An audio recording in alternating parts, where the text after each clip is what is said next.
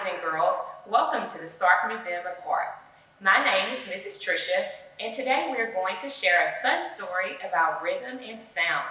But before we do that, we will take a look at some art, and we're also going to sing a song. Okay, boys and girls, we're going to sing a song that you have probably heard before, so when you catch on, I want you to join in. Here we go. If you're happy and you know it, pat your legs. If you're happy and you know it, pat your legs.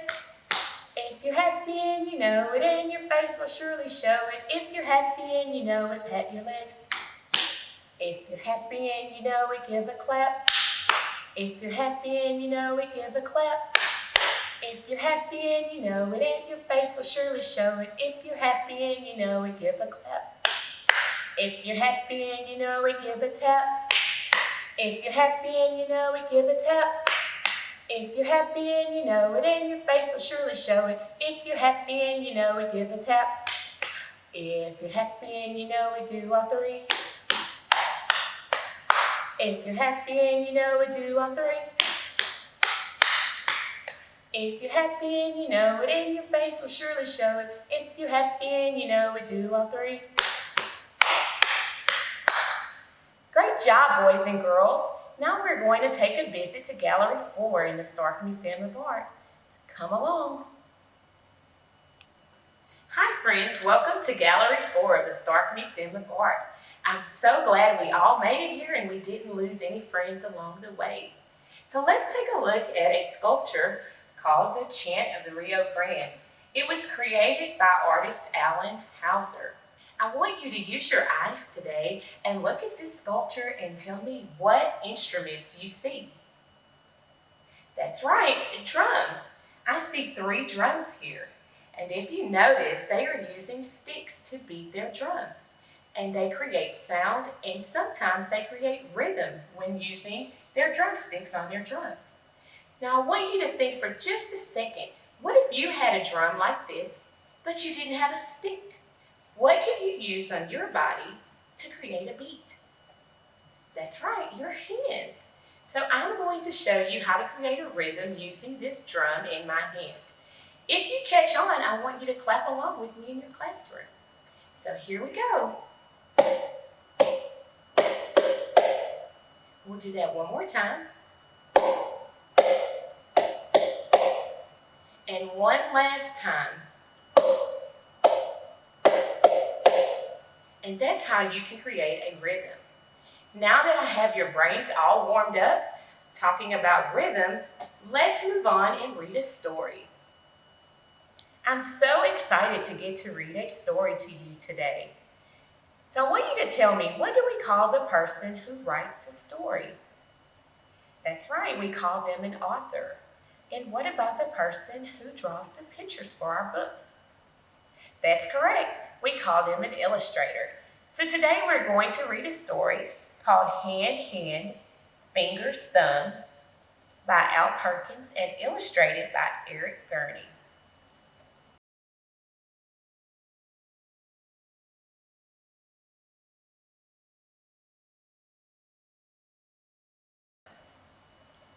That's the end of our story. That was a great story we shared about rhythm. I want you to take a look at a painting I found in the museum called Pueblo Ceremonial Dance, number 107, by Gerard Curtis Delano. You take a look at this very colorful painting, you'll notice that the artist used warm colors and cool colors.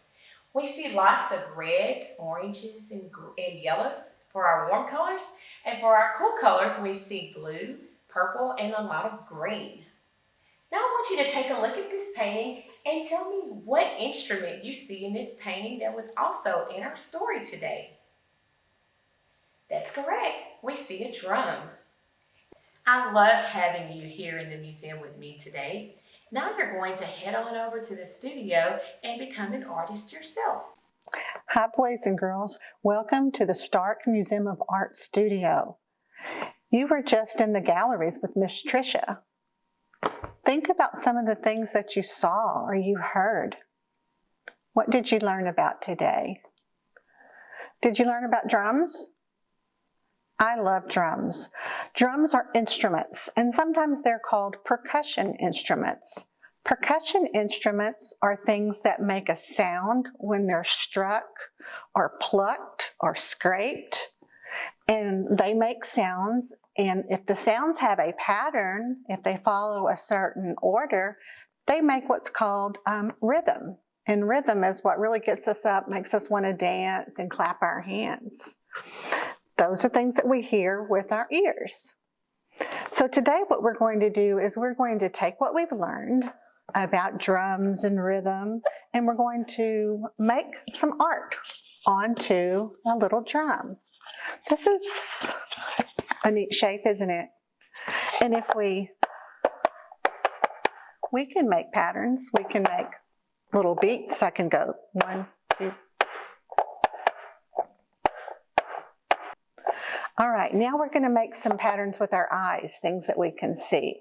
So as I look at this, I notice that there's a rim around here, this little piece. So I'm going to start by adding some shapes to that. So let's think about what kinds of shapes that you know. Okay, I bet someone says they like a triangle. So I'm going to start with the triangle. So I'm going to take a marker, I'm going to turn it, and I'm going to draw a triangle. Just like that. And I may draw another triangle right beside it, because I'm going to try to make a pattern that you don't hear but that you see. So I have 2 triangles. Let's think of another shape. How about, I bet someone thought of a circle. So I'm going to take a different color. And when you do yours, you can make it any way you want. You may like different kinds of shapes than I do, but I'm going to do a circle. So I have triangle, triangle, circle. Now if I wanted to repeat this pattern, what would come next? If this was the end of my pattern, if it was triangle, triangle, circle, I would go back to triangle, right? So already my drum has gone from very plain to decorated.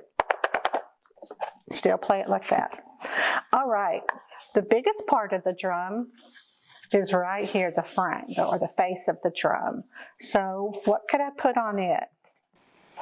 All right, so I have 2 straight lines. I think I'm gonna do something different. I think I'm gonna make kind of a nervous line, a line that goes up and down and up and down and up and down and up and down, zigzag line.